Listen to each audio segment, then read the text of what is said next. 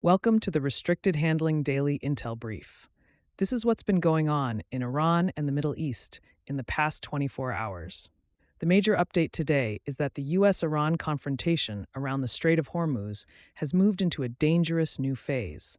Both sides are now trying to shape the political aftermath of the latest strikes while still leaving just enough room for diplomacy to avoid a wider war. The key issue remains the same strategic question: who controls the rules of the world's most important energy choke point?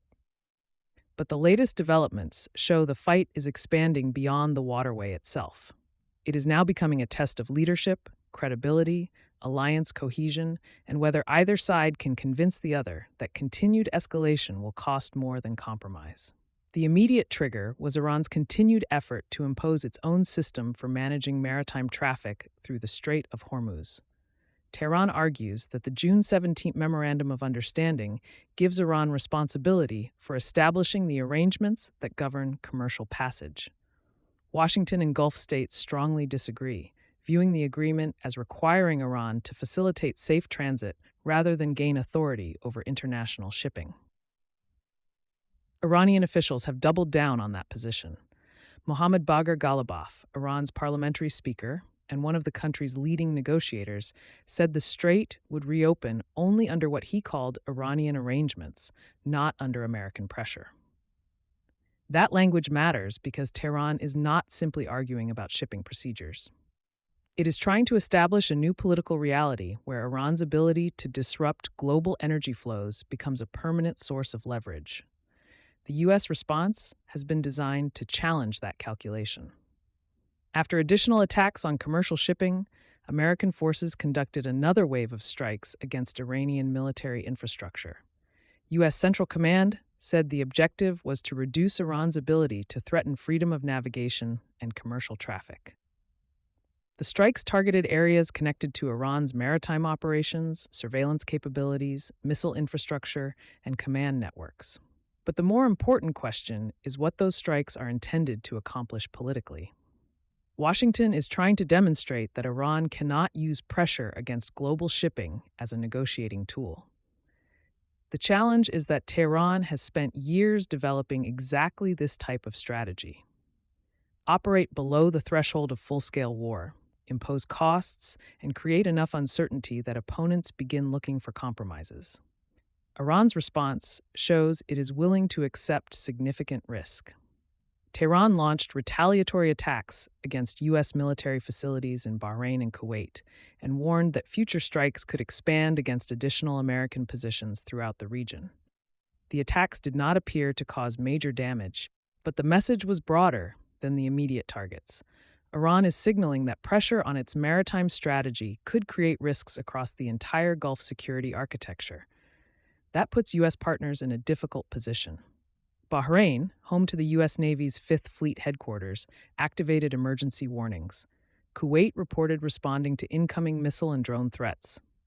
Qatar, which hosts the largest U.S. military base in the region and has often served as a diplomatic channel between Washington and Tehran, condemned attacks on commercial shipping while urging all sides to return to diplomacy.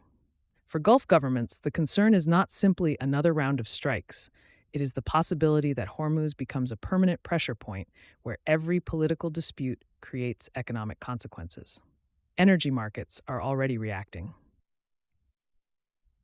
Oil prices remain elevated, with Brent crude trading near the upper $70 range after renewed fears over shipping disruptions. Gulf markets also declined as investors reassessed the risk environment. Analysts expect the economic impact of the war to become more visible through second quarter corporate results, particularly in sectors like banking, real estate, tourism, and consumer services. The energy sector is a more complicated story. Higher prices have helped offset some disruptions for oil producers, but countries that depend heavily on secure shipping routes remain vulnerable. The issue is not only whether ships can physically pass through Hormuz, it is whether companies are willing to take the insurance, security, and political risks required to do so. Inside Iran, the leadership is navigating this escalation during a major moment of transition. The country recently completed funeral ceremonies for Supreme Leader Ayatollah Ali Khamenei, who was killed at the beginning of the war.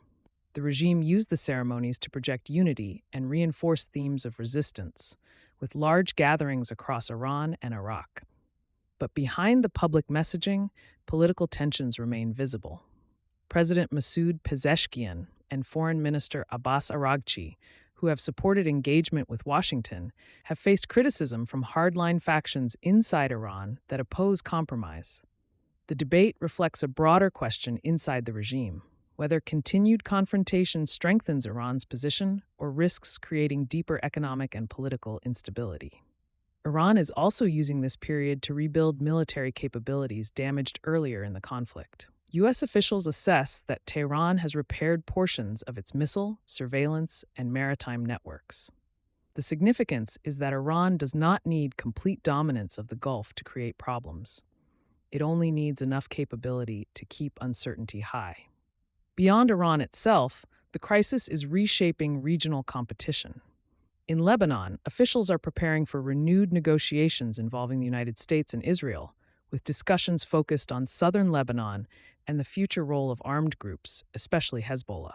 The Lebanese government is caught between pressure to expand state authority and the reality that Hezbollah remains one of the most powerful political and military actors in the country. For Iran, Hezbollah remains a critical piece of its regional strategy. Any effort to reduce Hezbollah's influence would represent a direct challenge to Tehran's ability to project power beyond its borders. Iraq is another important pressure point. Baghdad has agreed to new controls designed to prevent U.S. dollars from reaching Iran-backed militia networks. At the same time, Iraqi Prime Minister Ali al-Zaidi's anti-corruption campaign is targeting individuals connected to militia-linked financial structures. The struggle in Iraq increasingly revolves around money, influence, and political control, rather than simply armed groups. Meanwhile, Russia is quietly working to preserve its own influence in the Middle East. Moscow is preparing a commercial logistics hub at Syria's Tartus port while maintaining a military presence there. The project would allow Russia to continue exporting goods, including grain and other commodities, while maintaining a physical foothold in Syria after the fall of Bashar al-Assad. It is a familiar Russian playbook.